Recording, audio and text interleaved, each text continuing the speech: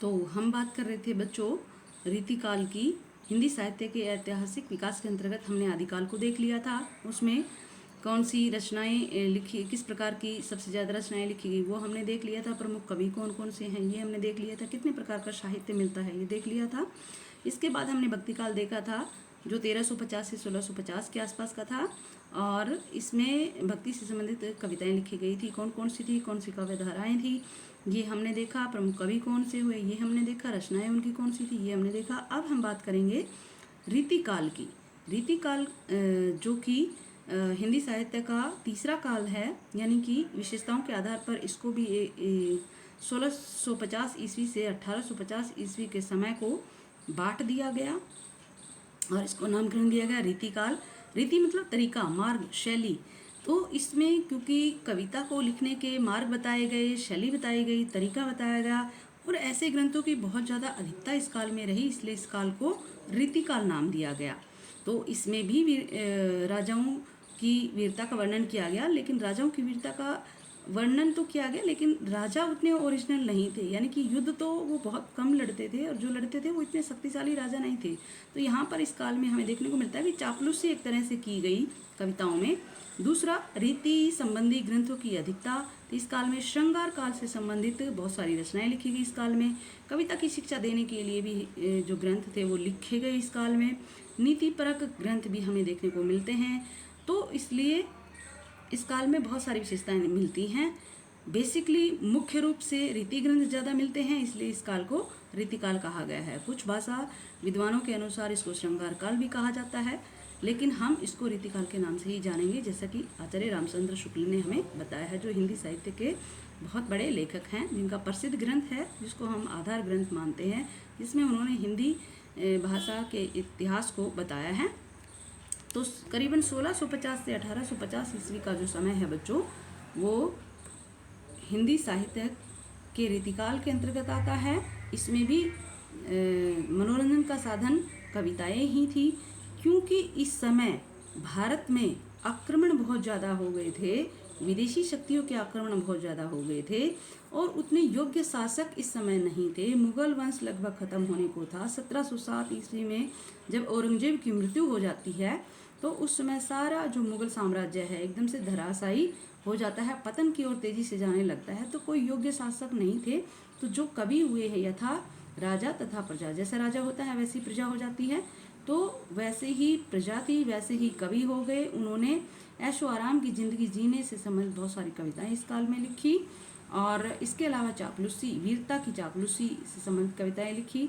कुछ इस काल में नीतिपरक भी कवि हुए हैं, उन्होंने भी कविताएं लिखी। तो 4 प्रकार के हम इनके साहित्य को बांट सकते, 4 प्रकार की कविताएं हम इस काल में बता सकते हैं। सबसे पहले रीतिबद्ध, दूसरी है रीतिसिद्ध, तीसरी है रीति मुक्त और चौथी है नीति विषयक काव्य। रीतिबद्ध कवि वो कवि हुए जिन्होंने रीति ग्रंथों की रचना की थी, जैसे केशव हुए, मतीराम हुए, देव हुए।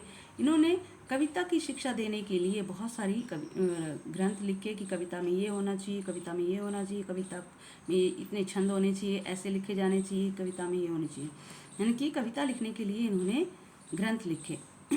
दूसरे जो प्रकार के कवि हुए हैं उनको रीति सिद्ध कवि कहा गया।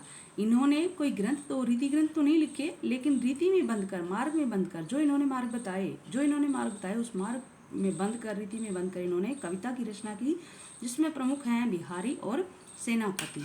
इसके अलावा तीसरा प्रकार जो है वो रहा रीति मुक्त कवियों का। इन्होंने न तो रीति ग्रंथों की रचना की और न ही रीति में बंद करके इन्होंने रचनाएं लिखी।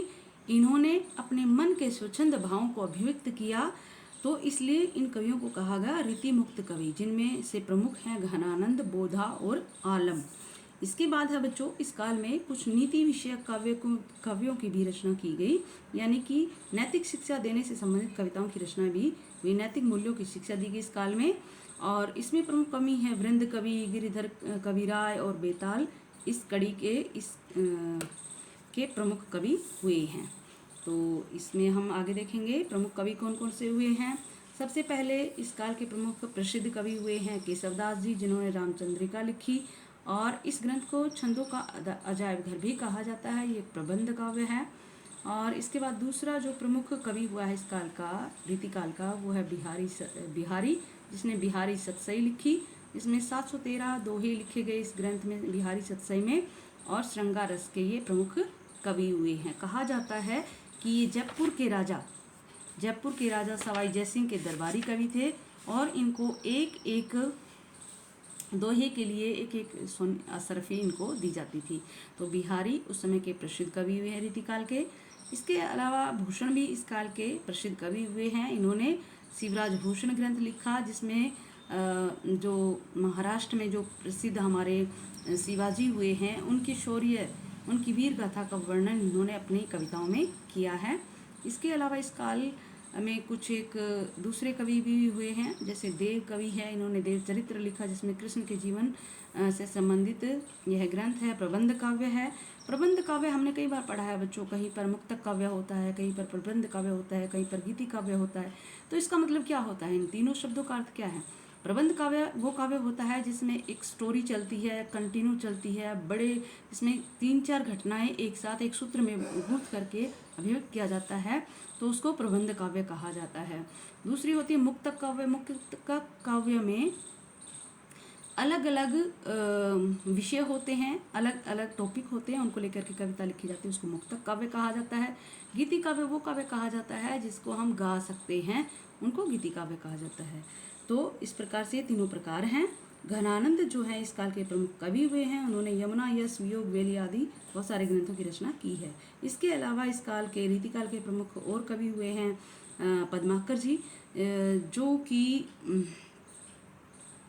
एक जगह टिककर कहा जाता है कि ये नहीं रहे, बहुत जगह पर बहुत से राजाओं के पास ये गए, जैसे प्रताप शाही, जैसे बूंदी के राजा, कानपुर के राजा, और भी बहुत सारे राजाओं के पास ये रहे हैं। और इन्होंने एक ग्रंथ लिखा, हिम्मत बहादुर वीरुदावली, जो कि अवध के बादशाह हिम्मत बहादुर की वीरता के ऊपर लिखा गया था ये ग्रंथ। और भी बहुत सारे ग्रंथ इन्होंने लिखे हैं। यहाँ मैं उनके प्रमुख ग्रंथों को ही ले रही हूँ, जो भी प्रसिद्ध कवि हुए हैं किसी काल के, उसके प्रसिद्ध ग्रंथों को ही ले रही हूँ। वैसे तो इन्होंने काफ़ी सारे लिखे हैं, लेकिन प्रसिद्ध ग्रंथों को ही यहाँ पर लिया जा रहा है। उसके बाद वृंद कवि हुए हैं, जिन्होंने वृंद सतसई नाम से रचना लिखी है, जिसमें उन्होंने नैतिक शिक्षा, नैतिक मूल्यों पर बात की है। इसी प्रकार से गिरधर कवि हुए हैं, नीति विषयक कवि हुए हैं, जिन्होंने कुंडलियाँ लिखी हैं। आज भी हम उनकी कुंडलियों को नैतिक शिक्षा के तौर पर हम पढ़ते हैं। तो ये थे रीतिकाल के प्रसिद्ध कवि और उनकी रचनाएं, और ये रीतिकाल की विशेषताएं, और ये रीतिकाल के विषय, और इसका ये समय काल है। तो ये हमने सारा इसमें जाना। इसके बाद हम आगे पढ़ेंगे बच्चों आधुनिक काल, जो वर्तमान समय चल रहा है।